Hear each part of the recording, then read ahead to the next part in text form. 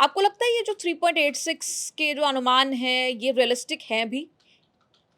देखिए, वो तो टर्म्स ऑफ रेफरेंस में लिखा ही है कि वो देश की जो माली हालत है, जो फाइनेंशियल कंडीशन है, उसको चेयरमैन ध्यान में रखती हुई अपनी रिपोर्ट देगी। और मेरे हिसाब से 3% मिनिमम मैं आपको बता रहा हूँ, जो एक रीजनेबल है और उसको सरकार को मानना चाहिए, और 3% फिट फंड फार्मूले से ही अपनी रिपोर्ट को जल्दी छाया करनी चाहिए। जी।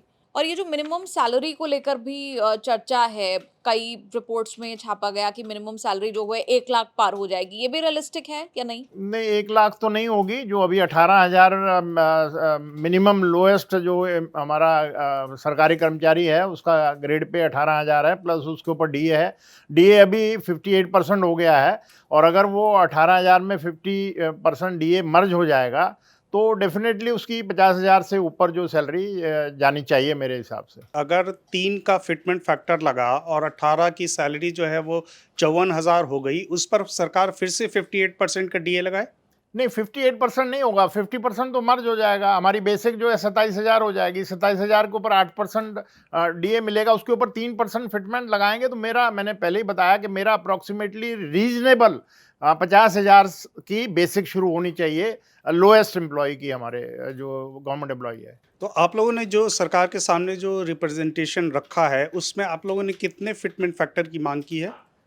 क्योंकि एक देश के राष्ट्रीय मजदूर संगठन का महामंत्री हूँ। मेरी हर सेक्टर में यूनियन हमारे साथ एफिलिएट है। रेलवे में हम नंबर 1 है, पोर्ट एंड डॉक में नंबर 1 है, एयरलाइन में नंबर 1 है, रोडवेज में नंबर 1 है, कोल माइन में नंबर 1 है, और भी दूसरे संगठन हैं जो पीएसयूज हैं, बीएचईएल है, सेल है, उसमें सब में हिंद मजदूर सभा की यूनियन है। क्योंकि हिंद मजदूर सभा जो है वो नॉन पॉलिटिकल ऑर्गेनाइजेशन है, हम फ्री इंडिपेंडेंट डेमोक्रेट ऑर्गेनाइजेशन है, और हम जो रीजनल डिमांड है, जो वर्कर को मिलनी चाहिए, उसी की मांग करते हैं। कोई ऐसी मांग नहीं करते कि सरकार भी वित्तीय स्थिति उसकी बिगड़ जाए, परंतु 3% फिटमेंट फार्मूले से नीचे करेंगे तो फिर अशांति हो जाएगी, और 3% फिटमेंट फार्मूले से करेंगे तो मेरे ख्याल ये लागू हो जाएगा। 7वां वेतन आयोग, क्योंकि इस पुराने 5वें और 6ठे से बहुत ही निम्न स्तर पे गया था, 14% इंक्रीज हुआ था, उसको इम्प्रूव करना चाहिए। हमारी तो कोशिश रहेगी कि वो 40% तक सैलरी इंक्रीज हो। आपके मुताबिक जब आप अपने सरकारी कर्मचारियों के साथ, संगठनों के साथ जब बैठते हैं,